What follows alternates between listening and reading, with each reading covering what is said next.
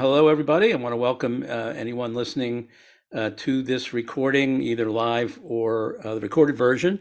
I'm Dr. Mort Orman, and my co-host and compatriot is Mark Entrekin, and we'll introduce each other in a few moments. But I wanted to just give you a little background of why that we're having this call. We came up with a title for this call, and it's Making the World a Less Angry Place. So anybody who's interested in participating in that venture, as Mark and I are, you're welcome to join with us and or do whatever you want to do independently. But we're having this call to just share some of our thoughts and ideas. We were introduced by Dr. Ali Lakiani, who runs a parenting group and deals with issues of emotions and anger in families. And he thought, because we were both interested in reducing anger in the world and helping people eliminate anger from their lives or reduce the anger in their lives, that we should meet. We did. We had two conversations on Zoom briefly, and we decided we would do our third one as a public conversation, where we would continue discussing our ideas and comparing our ideas about anger, and also have it available so other people could listen to it. Both Mark and I discovered that we're passionate about ending or reducing the amount of anger and hatred and division and violence in the world. We come at it similarly in some ways, and we each have our own particular focus or area of interest that we're trying to promote, or we're trying to get people to understand a little bit better. And so that's again why we wanted to have this conversation with you. And the first topic, unless Mark, do you have anything else you want to say before we move to the first topic, Mark? You want me to No, introduce just more. I think that's good. The point of let's all work together, make the world a better place. Yeah. So our first topic is really, why should you listen to either of us? What do we bring to the party? What skills or expertise do we have that we can share with you briefly by way of giving you background about each of us to encourage you to say, well, we're worth listening to, or our discussion is worth listening to. Mark, if you'd like to start and just tell people about yourself, your background, how you got into this particular area that led to this conversation today. Dr. Moore, thank you. I appreciate that. And thank you for this opportunity. And back to Dr. L. He's a great guy. And like you mentioned, working a lot with families. And it's a great process that we do start working with children, as I wish people would have worked with me when I was younger, to learn about anger and where does it come from? Where do we pick it up? Now, of course, if you're 2 or 3 years old and somebody takes your toy, you're going to want your toy back. But beyond that, where does the anger come from? That each of us walking down the street, going to our school, going to work, we look at someone and all of a sudden we have a little bit of a fear, a little bit of a judgment call about that other person. And sometimes that feeds other things. But from the time I was in the fifth grade, I think that was my first fight. I had to find out who was the third toughest in school. So we had to fight to figure that out. And I was always confused about that. What does it matter? Why does it matter who's third toughest? I'll let you have it. I don't care. But we still had to have the fight. And then I think it was sophomore year in high school. Another one. Who was the toughest of the people in the football team? I thought it was so crazy. It was just that learning process of my childhood and growing up, and then my divorce with my wife, my two children involved in the court system. And I see all the fighting in our court system today. I see too many of our political leaders constantly feeling like a victim. They're a victim candidate more than a person that is working for the betterment of all of us going forward. So that whole anger process got to me. And then I saw some things about hate, and where hate was coming into the anger. And then I saw prejudices, and I thought some of the prejudices from when I was young. I'm going to try to keep this short, but I was born in southern Mississippi, more of a Black community. We moved out to southeastern New Mexico, more of a Hispanic community. And I had a lot of friends of all races I didn't understand. Maybe I just didn't catch on to the processes. I don't know. but it was just a process of why are we getting angry? Why do we generate that hate? And where do the prejudices come from? And I'm seeing more and more about how many prejudices there are that we don't see on a day-to-day basis. So it does come back down to what Dr. Mort says about anger and what can we do to help make the world a better place and end some of this anger. What do you think about that, Dr. Mort? I think that's definitely what I'm interested in doing now that I'm retired from my medical practice. And can you say a little bit about what you're currently doing work-wise?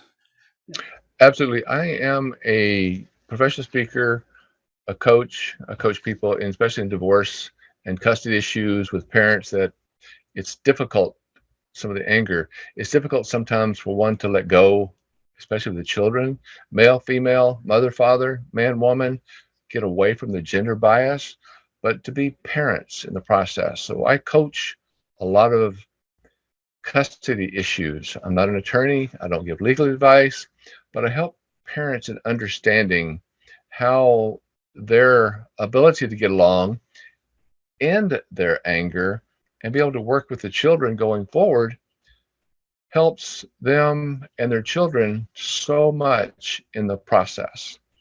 It's just a situation of helping people, coaching people through those issues. And I think that's what I enjoy the most. I'm semi-retired. I worked in the information technology IT community for over 40 years and have enjoyed it, but that wasn't quite where my heart was. I started back years ago in what was called the Fathers for Equal Rights, FFER. I joined that group during my divorce. But just about 2 to 3 months into that group, I could see the same kind of argument going on, that it was no, the woman was wrong, no, the man was wrong, no, the man, woman was wrong. And to get out of that, I built an organization through a friend of mine in Washington, D.C., called the Children's Rights Council. It's about best parent is both parents, grandparents too. And that started my coaching facility. But back in 2013, I started breaking away more and more from the information technology side and coaching more. And my number's on the screen. If I can ever help you with any of this, please let me know. And then I started achieving unity, ending anger, hate, and prejudice by caring, helping, and including others. So I speak on that. So I'm speaking to more and more associations, corporations, organizations, and universities. And on the university level, it's about all of the fighting around the world and the prejudices that are caused and some of the wars that we're into. How can there ever be a true winner? Where do we win? So my life is very spread out as far as where my career goes. I've enjoyed being out of the IT side, but I enjoy the coaching, consulting, professional speaking, and helping others build a better life. Great. All right. Just a little background on me. Thank you, Mark. A little background on me. So I'm an internal medicine doctor. I've been so for 50 years, retired from active practice right now. And the last 40 years, I've been helping people eliminate anger and stress from their lives. So I've developed some expertise around stress in general and anger in particular. And I've been teaching about that, writing about that for over 40 years. Now that I'm retired, I have much more time available to devote to that passion that I have, which is similar to the passion you expressed, Mark, there, where I really want to help people discover how to be less angry. And part of it's from my own experience as a young man. As I went through my professional development and training, I started getting a lot of anger issues that carried over once I got into practice. So I experienced a lot of anger and then finally sort of had a breakthrough where I did a lot of personal development work and figured out what was really going on, which nobody had taught me through all my training. And then I've been teaching about that and sharing that ever since. But part of being a doctor, my experience was you get to see, all your patients over time, and you get to notice the angry ones from the not so angry ones, and you see what happens. And it's pretty clear that the people who have a lot of anger end up having more health problems. They end up getting divorced more often. They have more addictions.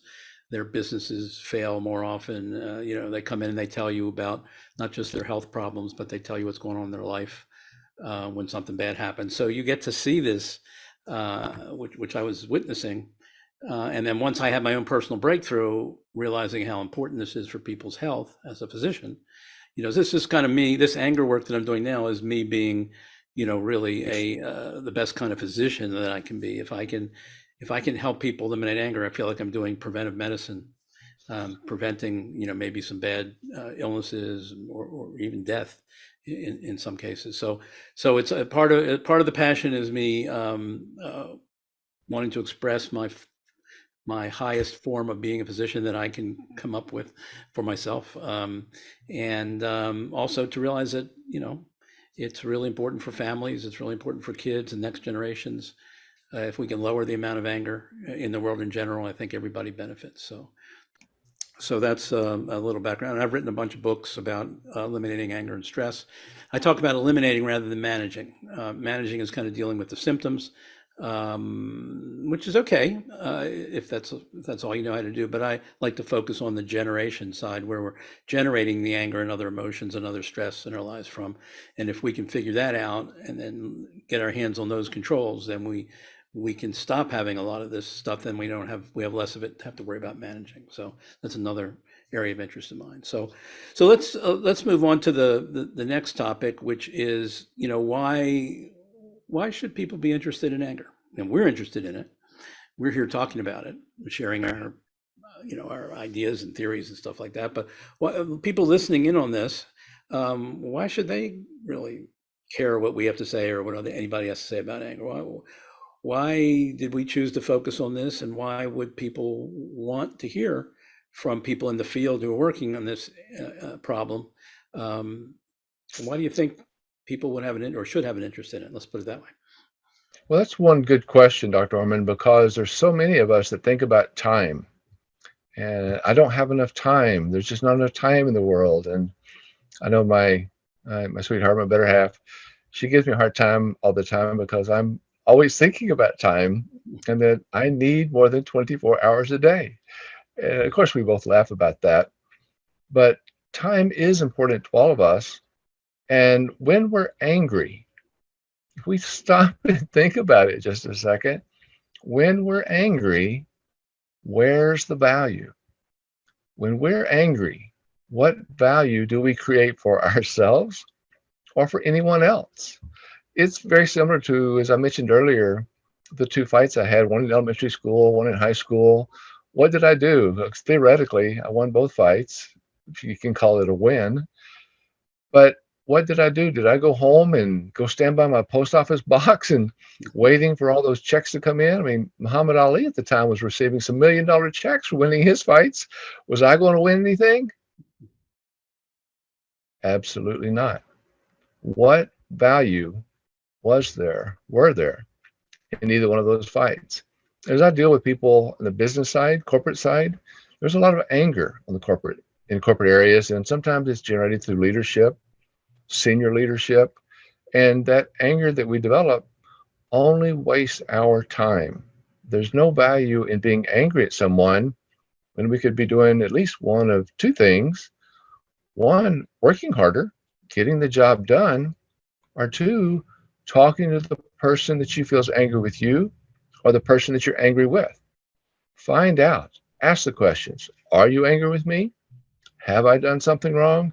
And then being able to listen, because that is so much more important in the process when you have time.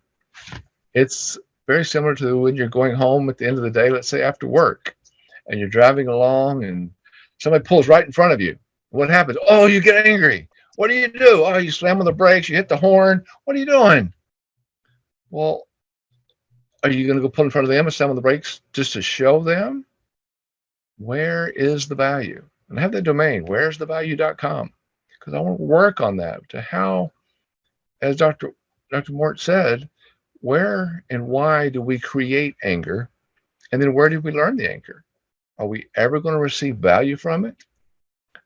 Dr. Mort's book talks about in one part that anger does help us sometimes in leadership because it shows a passion, it shows a drive, and then we have to think about on the other side, but can we lose that anger? Can we, as he says, eliminate the anger so that we can then work better with each other going forward. So where is the value to that anger?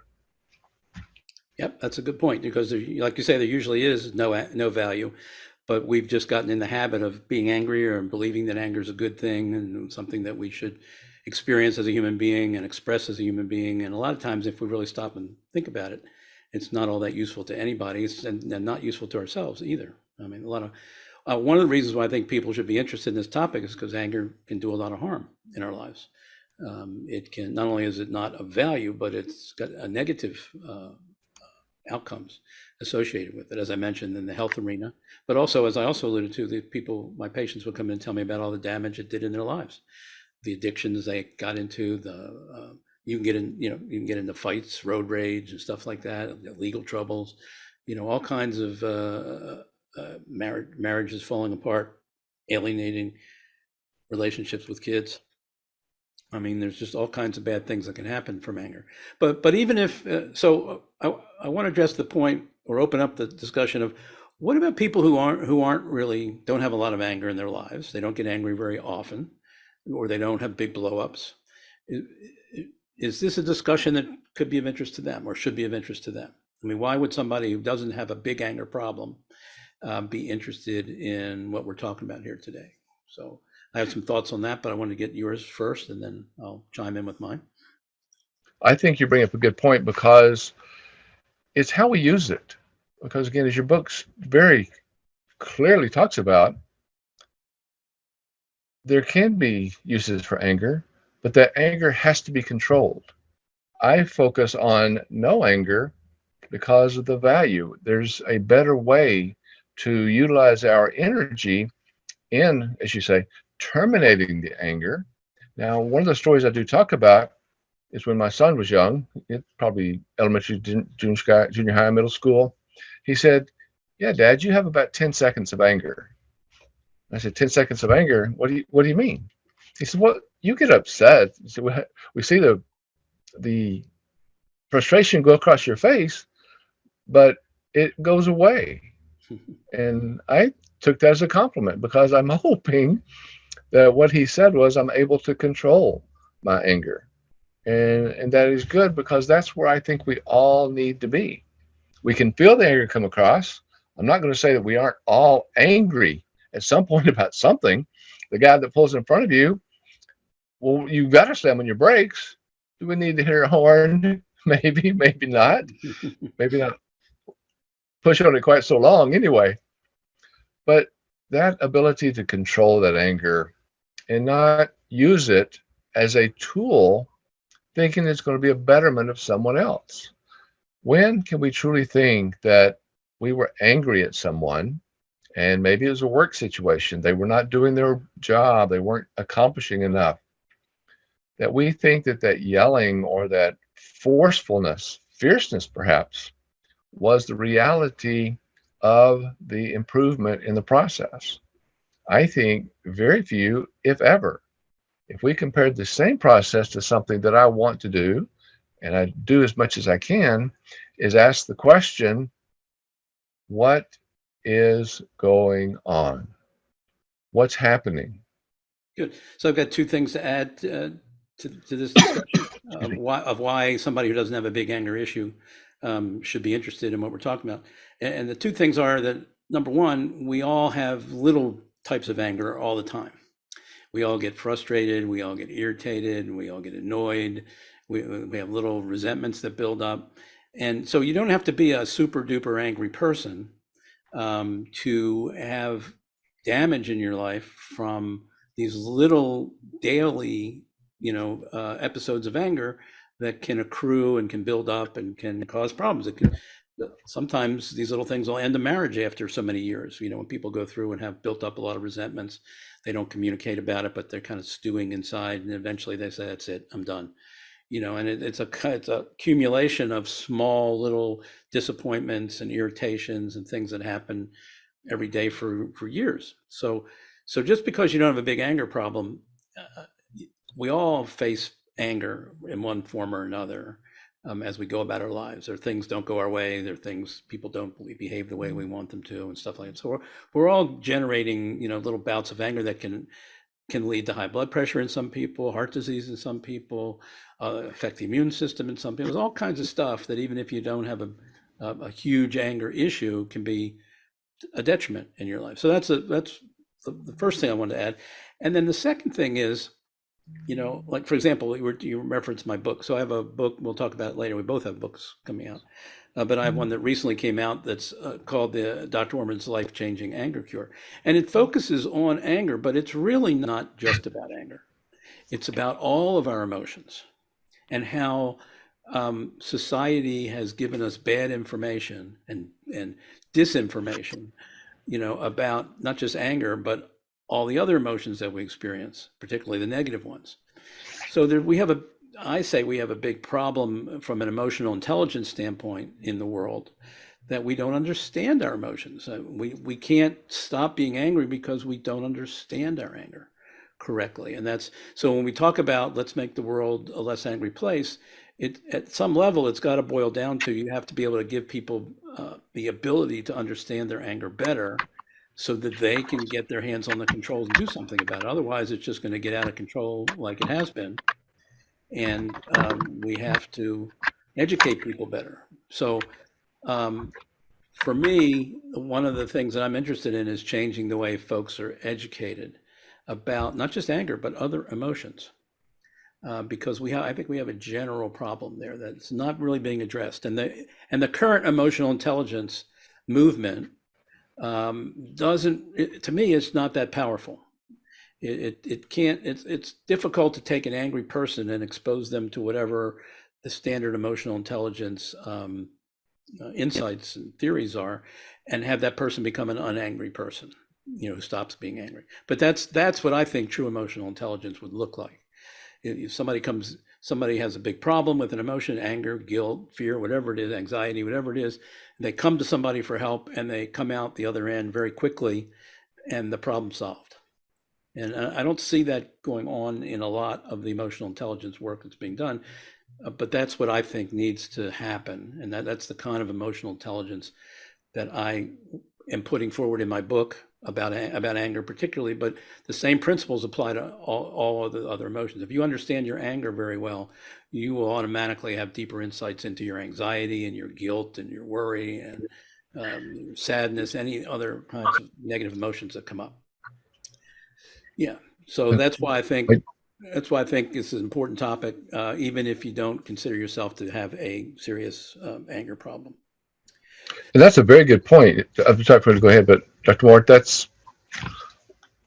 you mentioned that word frustration, and I think that's one of our biggest sparks, the igniter behind it, because how much of our anger comes from our frustrations, that we're frustrated, and that creates that anger. Mm-hmm. And I talk about domains, websites, and I have one that is called What's the Frustration? You hear people say all the time, what the frustration is the word. And how do we turn that what the frustration into what the fascination? Because we can be more fascinated about people's attitudes and people's actions, because a lot of times that same anger can also come from disappointment. What are our expectations in the situation that caused the anger? And I talk about this in my book also, that anger, and we won't talk about definitions, I think, again, Dr. Moore does well in his book. Anger is nothing more than actions not gaining effective results. ANGER, anger. Actions not gaining effective results. Being angry has no effective result, only causes troubles. Instead, we need to be calm. And calm is canceling anger, leading motivation. Calm, canceling anger, leading motivation. Because as we can move out of that anger into growth forward, I think we all benefit. And again, as Dr. Moore said, that stress that grows within us, sometimes very silently, can go away and doesn't continue to build on us to hurt us with the stress and pressure for later. What do you think? Yeah, I think this leads into the next thing that we wanted to discuss, which is what do we think, you and I, what do we think are some of the big misunderstandings that people have in our society today around anger that we are trying to correct, or we're trying to educate people or inspire people or whatever to understand things differently and better. So what do you think, from your perspective, what do you think some of the 2 or 3 biggest misconceptions are that people have about anger today?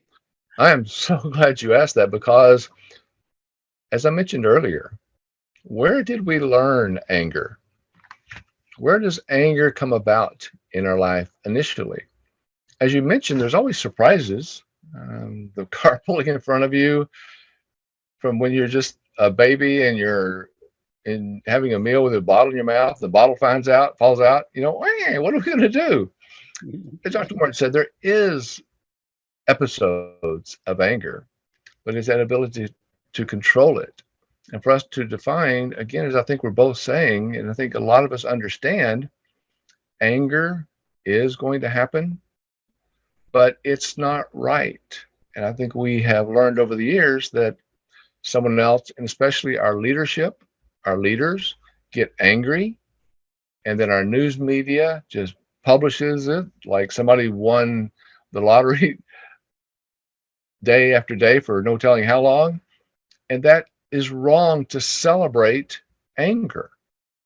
Instead, we need to find another path to go with people who are angry. Again, our leadership, our legislature, the whole process of being angry, thinking is beneficial instead of creating a solution. Because I work and drive on, you can keep your problem or create a solution. Let's help each other with a solution and eliminate the anger. Mark, have you heard of the book The Cow in the Parking Lot? I have heard about it. Maybe You you have were or the one that have or have not? mentioned it to me previously. Go ahead. So it's funny. It's a book sort of about how we get angry or make ourselves angry. And they talk about a scenario where you're going to the grocery store one day, and there's a big crowd there, and there's very few parking spaces available. So the scenario is you're in your car, you're circling around, driving around, trying to find a parking space, and suddenly somebody pulls out of the spot. Spot opens up, you see it, you start to head for it, and before you can get to it, somebody pulls in real fast from the others coming the other way. They saw the spot open, they get in there before you. Okay, and then you honk your horn or you do something like, "That was my spot," and they flip you the bird, and they go into the store. Okay, and you get furious. He says most people, or a lot of people, will get furious in that situation. And the authors say, well, suppose the situation was that there was that one parking spot, and you were going for it, and a cow just walked over and sat down in the spot, and you couldn't park there.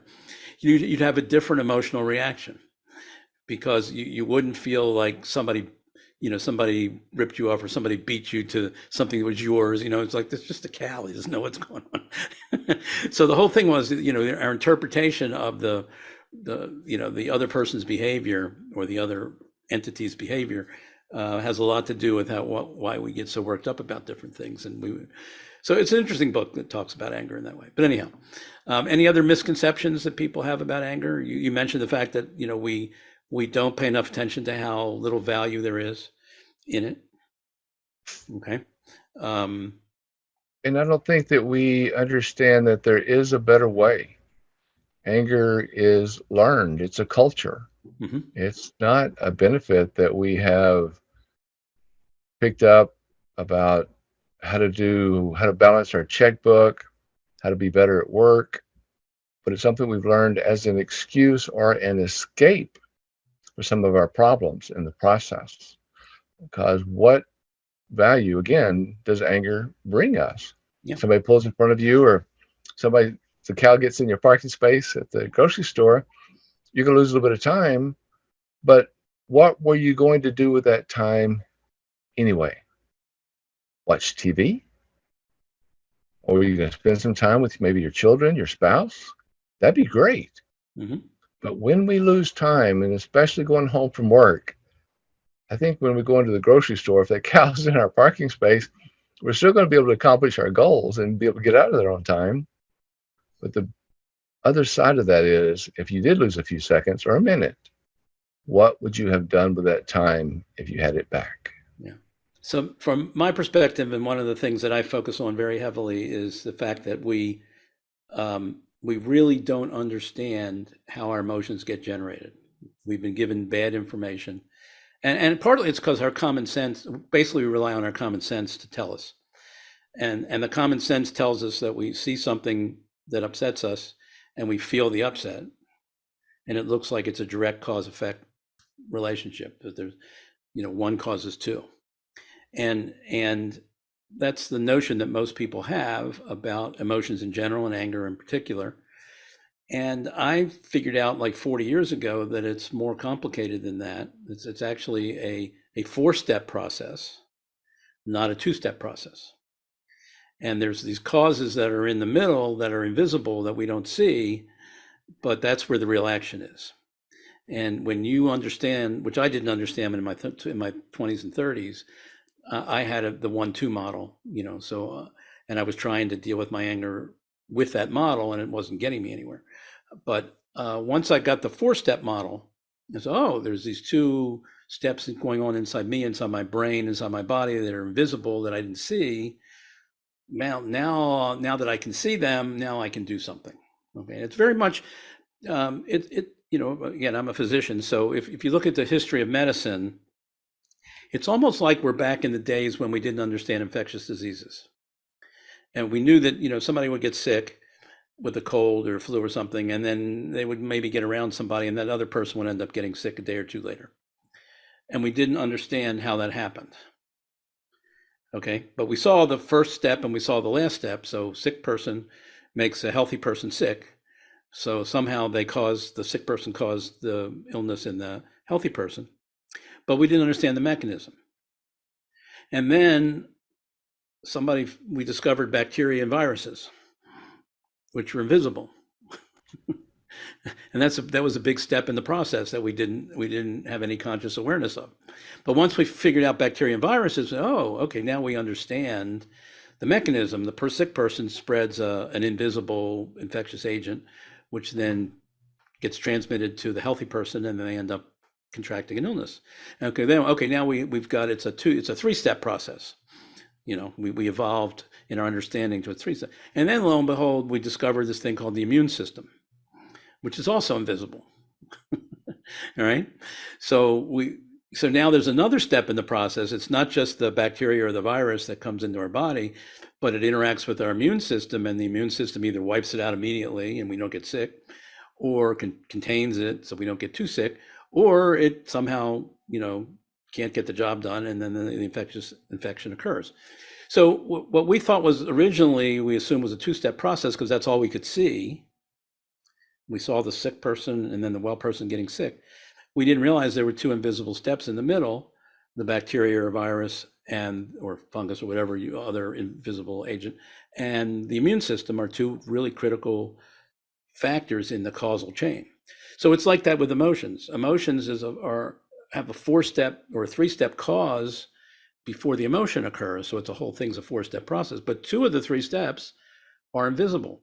And most people don't know what they are. It would literally be like doctors walking around trying to treat infectious diseases and not knowing about bacteria and viruses or the immune system. And we'd be at a big disadvantage. And that's where most people are today with their emotions. We don't have the true emotional intelligence that will let you understand that it's a 4-step process. So in my book, I explain this whole thing in great detail, the 4 steps, what they are, and we don't have to go into them today. But the important thing is there's 2 big steps that are invisible, and you need to know what they are. And that will give you the ability to step in when you get angry or start to get angry, or if you have recurrent anger issues. And you can literally, with that new knowledge, you can literally step in and figure out how to keep the anger from happening or short circuit it very quickly once it starts to build up. And then you don't have to worry about doing something that has no value in response. Exactly. Or causing problems, with your anger it's going to hurt other people or hurt you or cause relationship issues and stuff like that, because you'll know how to turn it off within yourself. That's what I'm really excited about teaching people how to do. That's what I learned how to do 40 years ago, and I've been using it in my own life ever since, teaching it ever since, and it's really been a lifesaver for me. I mean, it's made a huge impact in my life. My wife and I just celebrated our 40th wedding anniversary Congratulations. on June 10th, and I got it, and that would have never happened. All my relationships prior to me figuring out this anger thing just failed, one right after another, and it would have gone on that way if I had not understood not just this anger thing, but a couple other things as well. But the anger thing piece was a big piece of it. So it's been a real godsend to have the 4-step understanding, which is one of the reasons why I wrote the book, to get that out into the world. Thank you. In a wider distribution where people can learn that, because I think it really makes a difference in your life. And so that's where I think there's a lot of misunderstanding and confusion in the whole field, not just of anger, like I said, but emotions in general. And I like what you're saying about the virus and how the virus goes to one person to another, and how the virus itself goes from one person to the next person, and it's copied over. And I have an article in my blog on my website, www.markandtrickin.com, which you can also reach by www.achievingunity.com. But one of the articles in there talks about what you were saying as far as a virus and our attitudes and our anger, because too many times, like in the virus, it's just copying that cell over, right? Mm-hmm. So many times we're copying that attitude, Mm-hmm. that anger from someone else, even though we have no proof, no understanding, no value that the anger that we saw someone else have created any value. But yet we pick it up and we carry that anger forward. It's very much like that story of the dog, the guy that kicks the dog, and use guy non-gender bias there. But the person at work, he's at work, something happens, doesn't go their way, they get upset, they leave, they go home, child is sick, so they're upset about that, they have to go home, take care of the child, and on the way home, traffic is terrible, they get home and the child is sick and so it's thrown up, and then here comes the poor little puppy, happy to see them, just thrilled to see them, jumping on their legs, jumping on their feet, and what does the person do? Kicks the dog.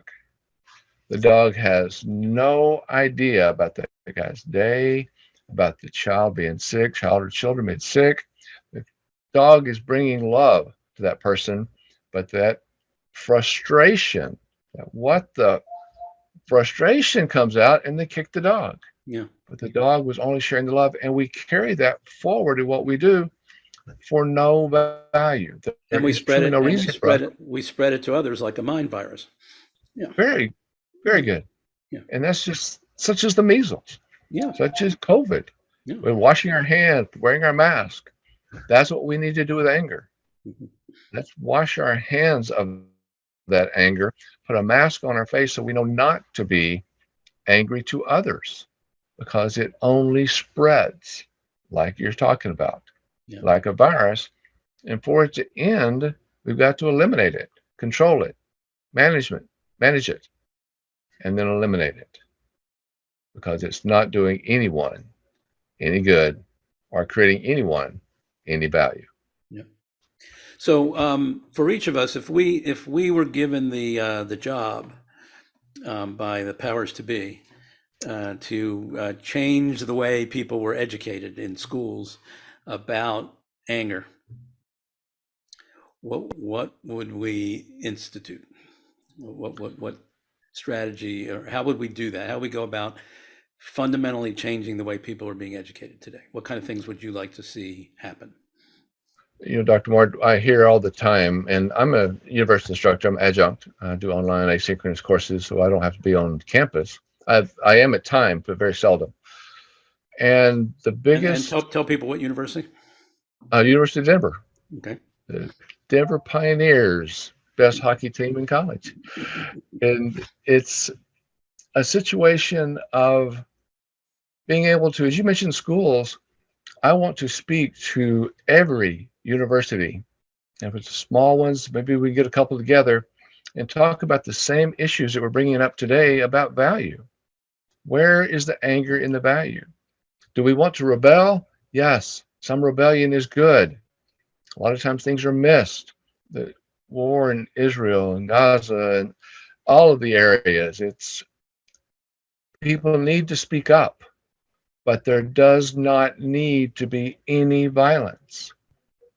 There does not need to be any anger exhibited that creates any negativity toward another person, because as we just spoke of, it's like a virus. One person does it, then another person does it, then it turns into a gang. You know what the gang problems are? We have truly, if there's something that I had that ability to be able to go and speak, and I'm not saying it's just me, that all of us could take the process. And again, I speak on the hate, anger, and prejudice, the labeling, the judgment. We could take that and inform people, because it's amazing how many times people didn't know, or I didn't think about that. And neither did I. I'm not Mhm. saying I was the creator of it, of the growth toward the betterment. There's a lot of other people that are doing what I'm doing and came long before me. But if I could help that, and Dr. Morton, if it's the same for you and what you're doing with your books, which I love. I appreciate you so much what you're writing and distributing, because that's the process I want to help grow forward. And the universities, I feel right now, if I had that magic wand, if I had the powers to be to help me, it would be able to speak to every possible university around the world, Mm. not just here in the Yeah. United States. Yeah. Well, as I mentioned, one of the things I would do right off the bat is I would share the principles of the four-step, causal chain of emotions, and get people out of this, direct cause effect, external events cause my emotions, which is not the case. And we all know that's not the case, because we've all had experiences where we've been with somebody, we both seen the same event, one of us got upset about it, the other didn't.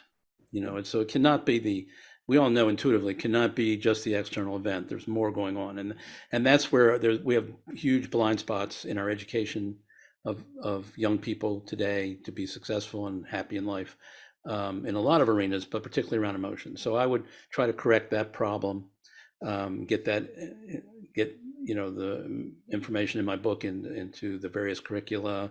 And it can do it a lot of other ways. You can do book clubs, you could do speaking, like we're doing now, lots of different avenues for doing it. But basically, I would try to interject this more modern, more accurate, I believe, understanding of where emotions come from, into the education system, wherever it's most receptive to begin with. And maybe homeschooling might be the best place to start, because you have less restrictions and less obstacles to get through, or public schools or private schools, wherever people want to, try to take on an innovative way of looking at a problem that people have been struggling with for centuries.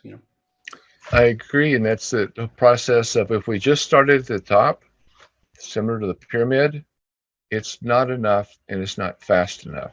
If we turn that pyramid upside down and we can start talking to the associations, Mm-hmm. the corporations, the organizations, and the universities or colleges, and bring that down and then into the family.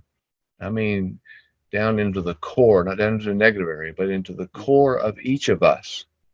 So as we're going forward, we've learned how to control, eliminate the anger, because as you talk about, anger is not the answer. Anger is only a trigger.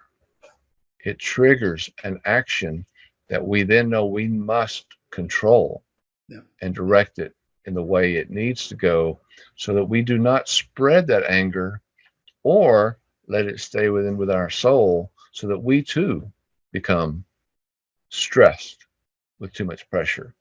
But get to the educational system. Yeah. Let's get to the organizations, the corporations. Right. Let us come and speak and share this, just like we teach other courses. Let's teach more about anger and how that trigger can be eliminated. Yeah, and I want to share an experience I recently had. I did a podcast. I'm doing a lot of podcasts now to let people know that the book is available. So I did a podcast with a husband and wife podcast team. They've been doing podcasts for a number of years, and they really enjoyed the interview. They got a lot of value out of it. We talked a little bit about anger issues that happened between them, and it turns out that they live like 3 hours away from me, which I didn't Oh, know wow. originally. And it also turns out they have like 6 kids, ranging from 8 years old to 24 years old, and all 6 of the kids happened to be home because the school seasons were ending and it was recent, all that kind of stuff.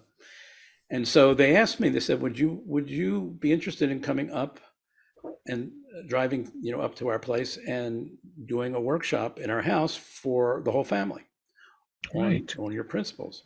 And I said, "Sure, I'd love to do that."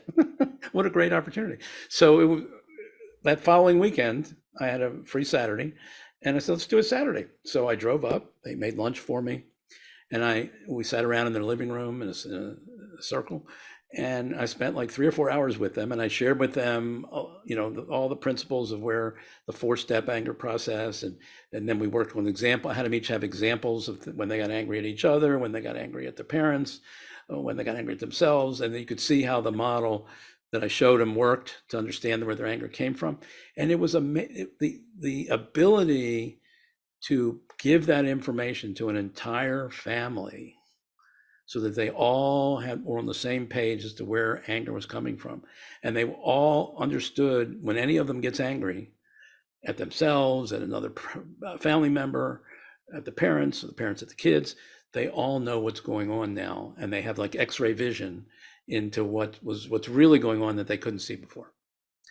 And the ability to That is do that, wonderful. I mean, I had a great time. There was a great family. They were very open and receptive, but the ability to impact an entire family where they all have this understanding, I'm very curious to see how it plays out over time and how much difference it makes. I think my prediction is it'll make a lot of difference in that family's lives. They already had a good family life, but this can make it even better. Congratulations on that. Yeah.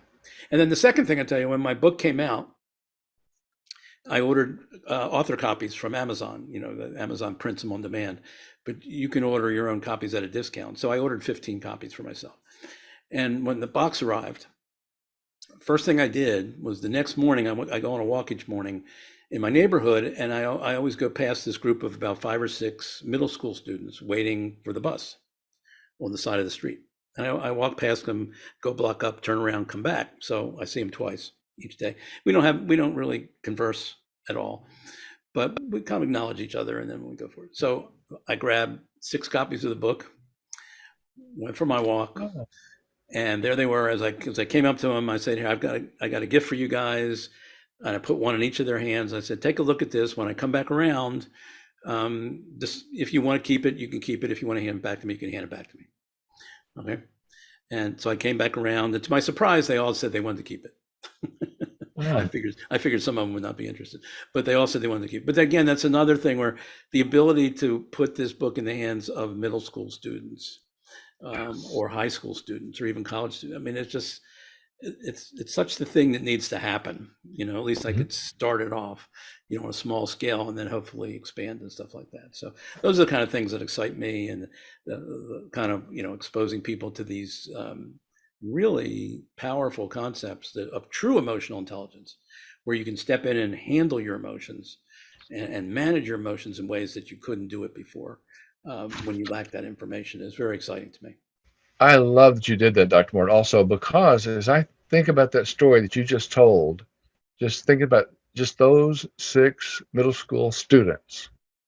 How many of them had any idea about anger or the cause of anger, or that maybe anger wasn't right before that morning? Yeah, And then how many people might they have shared that information with yeah, at school that day? yeah. Well, I don't know. We'll have to see when they're off of school now, so I will have to see when they Hopefully you come see back them in next September. year and When they come back in September, I'll have to next see fall. what they say as I walk by. Hmm. Anyhow, it was something I always wanted to do. I was a little afraid of doing it because I didn't know if parents would be upset, me interfering in their kids' lives or anything. But I figured I'd give the kids a chance to say yes or no, they want to keep it or not. And if they didn't want to keep it, it would have been fine with me. So I was really pleased that they all decided they wanted it. So who knows Well, how many you will just, read it, but at least it's in their hands. So it is, and it's a thought process now. yeah, They know enough to think about it, where too many times we don't. And that ability to think about anger first is definitely a step in the right direction. yes, Do you agree? yeah, yeah. So we're 'Cause that's, getting close to the end of the hour. I want to just throw one more thing out there. So if people listening to this broadcast today were inspired in any way or got excited in any way about trying to make the world, like we are trying to make the world, a less angry place, what would you say to them about how they could participate? What could they do from listening to I this think, discussion? right, Dr. Moore, I think that we all could do a lot of simple things. And the first one is to grasp that thought about, why am I angry? Am I creating any value in my anger? And sometimes male, female, mother, father, man, woman, there's still a macho feeling when we're angry. And that's got to be eliminated, because being angry does not mean you're strong. You may feel strong internally during the process. Anger does not make you strong. Many people that are angry actually look foolish. Hmm. Look at others that are angry. How did that impress you? We, including myself, have imitated others, but how was that value taken forward? So if there's anything that we can do, I think your book is a first step. My book that I'll complete this month. I may go through Amazon, maybe self-publish. I'm not quite sure how I'm going to do that. Say more about your book and what it's going to be about. Oh, absolutely, Dr. Moore. Thank you. It's achieving unity by caring, helping, and including others to end anger, hate, and prejudice. And actually, I've switched it up now, so it's ending hate, anger, and prejudice. So it's EHAP, EHAP, Mhm. ending hate, anger, and prejudice. Because as I said earlier, anger is nothing more than actions not gaining expected results. We need to think about that. That's what that book is going to talk about. It's also going to talk about that calm. It's going to talk about canceling anger leads motivation. And I give examples of this, and I give the steps of the process. But then I also talk about hate. And hate is having anticipated, troubled expectations. That's all hate is, self-generated, having accelerated, troubled expectations. That's where the hate comes from. So instead of hate, we need help. And that's having excellent leadership plans. Instead of having hate towards something that's generally a rumor that you have no idea if it's true or not, instead have excellent leadership plans to help each other. And then I talk about prejudice and what prejudice was. Prejudice was, this is prejudice, Prejudice, poor reactions echoing jealousy and undermined delivery of an immature and cruel ego. Mhm. Prejudice, poor reactions echoing jealousy and undermined delivery of an immature and cruel ego. That's what prejudice was. Well, what's prejudice now? Prejudice now can then turn to be positive reactions, echoing justice and understanding that delivered inclusion by creating excellence. That's what we need to take prejudice to be today. Positive reactions, echoing justice, understanding delivered inclusions by creating excellence, because that's where we need to be. And I talk about this in the book. I share these ideas and also talk about labeling, how we look at somebody, we label them. Do they smoke? What color's their hair? Do they have tattoos? How do we label them? And then the judging. We start judging others, even though would we want them to judge us?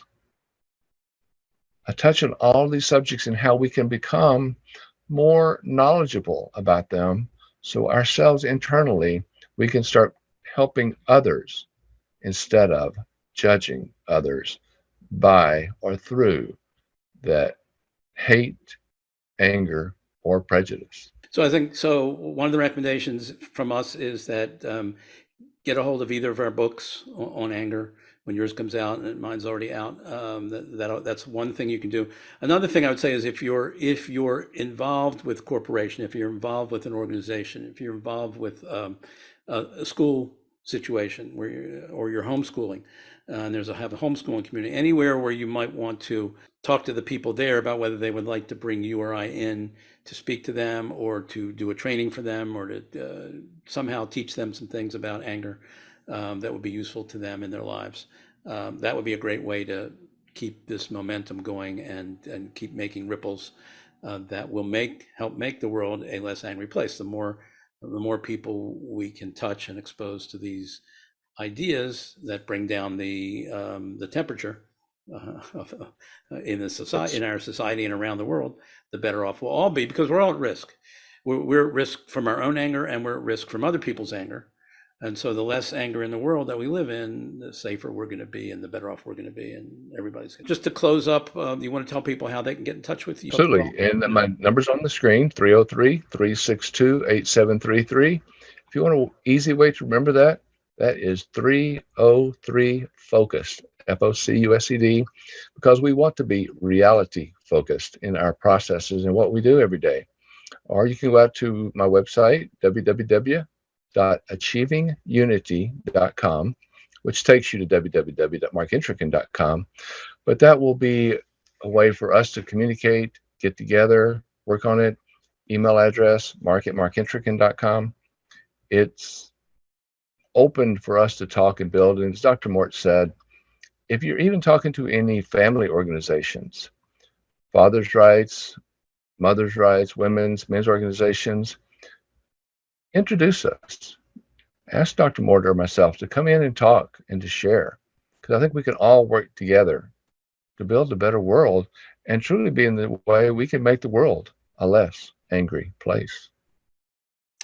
Well, thank you very much for your participation today, Mark. For those listening who want to be in touch with me, I would recommend you go to theangersolution.org URL, and you can download a free report that I have there that'll tell you more about anger and how my work that I do with people around anger, and also get you on my mailing list so we can communicate. So theangersolution.org is the best way to get in touch with me. So Mark, thank you very much. I think it was a stimulating conversation. Hopefully people who listen to this recording will be moved to take some action and to do what they can do to help forward this initiative. And I want to thank you, Dr. Moore. I appreciate it. This has been good. Time, and it's been a good discussion. So thanks. Appreciate it. All right. And thank you all. Thanks to everyone who is listening or who will listen to this in the future.